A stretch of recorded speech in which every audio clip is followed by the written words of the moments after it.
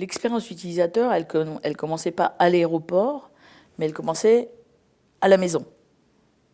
En fait, on considère qu'on commence de voyager à partir du moment où on achète son billet, pas uniquement quand on arrive à l'aéroport avec ses bagages. Donc on a analysé tout le processus du voyage et de l'expérience du voyage avec les utilisateurs. De là est sortie cette idée de créer cette machine qui faciliterait l'enregistrement. Alors évidemment, chacun a pris sa part. Les mécaniciens ont fait la mécanique, les informaticiens ont commencé de coder.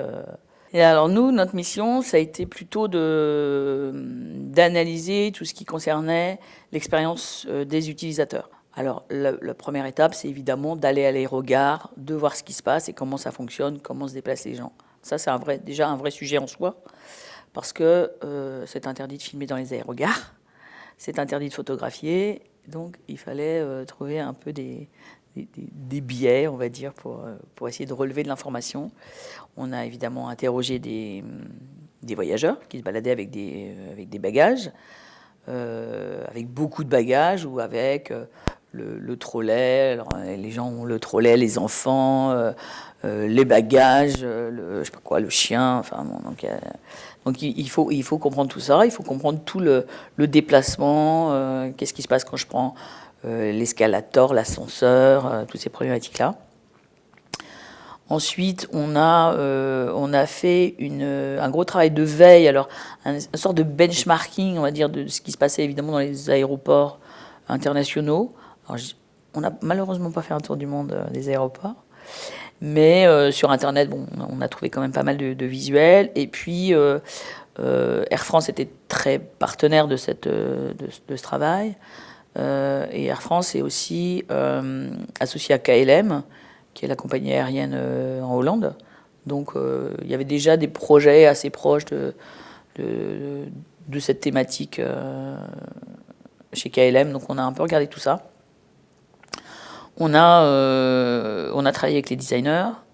On a fait Alors on n'a pas fait vraiment de séances de créativité parce que ça c'était vraiment leur partie à eux, mais on a eu des séances de réflexion pour essayer de sortir des pistes ou des idées, pour essayer de se différencier, d'avoir une réponse à donner, à proposer aux aéroports. Et puis les aéroports eux-mêmes avaient aussi commencé de réfléchir à des solutions. Donc il fallait qu'on arrive à mixer tout ça, et ça a été beaucoup de réunions, beaucoup de rencontres.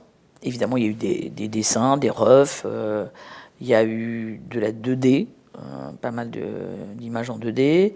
Ensuite, on a travaillé avec de la 3D. Nous-mêmes, on a des mannequins numériques qu'on peut animer dans une scène pour voir comment va fonctionner le dispositif. Donc, on a utilisé des outils qui étaient assez innovants aussi pour proposer, arriver à un début d'idée, un début de concept. La partie 2D, c'est vraiment juste du dessin. Ça commence à être un peu l'Illustrator. Après, la 3D, ça commence à être plus intéressant parce qu'on commence à tourner autour de l'objet, et on peut aussi introduire ces fameux mannequins à l'intérieur, et là, on voit des volumes. Donc, pour nous, en ergonomie, c'est intéressant parce qu'on peut simuler des postures.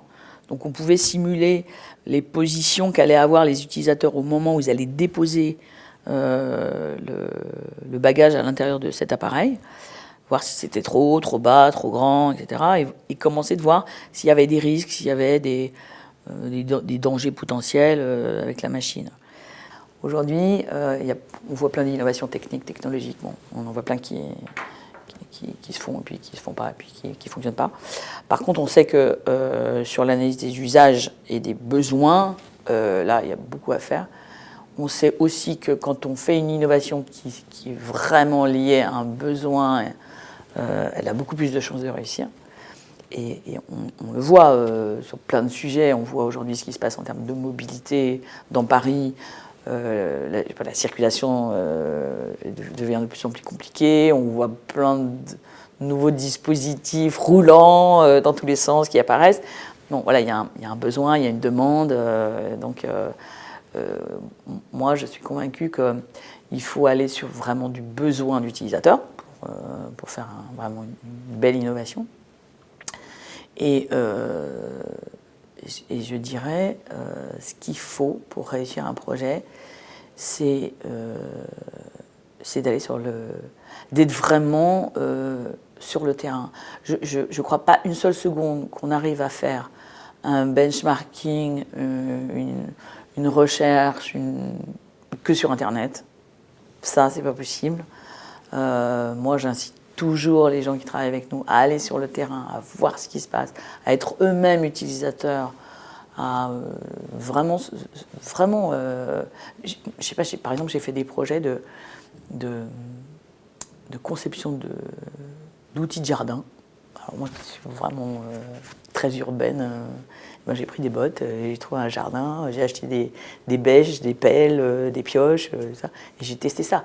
Et je pense que tant qu'on n'est pas dans la situation, et tant qu'on n'a pas vu et qu'on n'a pas rencontré les gens, ou soi-même utilisé les choses, on n'y arrive pas. On a donc intérêt à avoir ce point de vue d'utilisateur et du vrai utilisateur.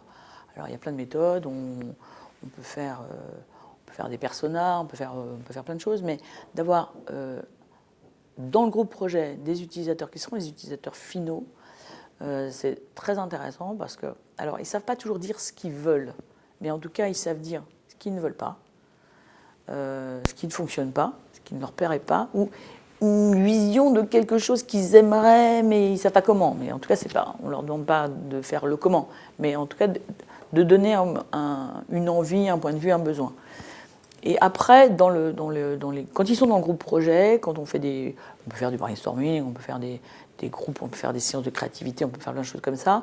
Et à ce moment-là, quand on leur montre, ça peut être un dessin, une maquette, on leur montre des choses, ils sont capables de faire un retour en disant « Ah oui, ça c'est pas mal, mais ceci, cela ». Et à ce moment-là, ils sont acteurs dans la conception du dispositif. Nous, on travaille aussi pas mal avec un facilitateur graphique. Donc ça, c'est très puissant parce que pendant les séances, ils dessinent en direct. Et donc les gens ont une représentation très rapide. Parce que on peut faire plein de discours, hein, mais on sait très bien qu'un dessin, c'est 1000 fois plus efficace. Donc il fait un dessin très rapidement, de façon très très schématique, d'une proposition de quelque chose, et donc les gens peuvent réagir là-dessus. Et ce retour des utilisateurs en phase de conception, il est très très pertinent parce que c'est vraiment eux qui vont utiliser ce produit. On ne peut pas, nous, se projeter comme les utilisateurs, alors encore moins quand c'est des étudiants, parce qu'ils sont que étudiants et ils ne sont pas forcément utilisateurs du produit qu'ils vont concevoir. Mais c'est indispensable d'avoir ce retour de l'utilisateur final dans le processus.